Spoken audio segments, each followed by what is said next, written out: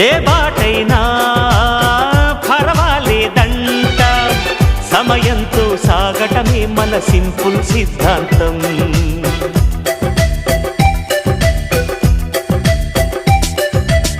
చిరుగాలికి పరిమళమిచ్చే సిరిమల్లెల వనమై ఉందాం, గగనాన్ని నేలను కలిపే హరివిల్లుల బంతెన అవుదాం.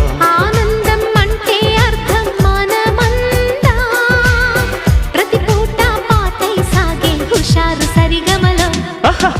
ఎన్నో ఎన్నో రాగాలుండే సంగీతం కాదా, చల్లకి నవ్వుల కేరింత.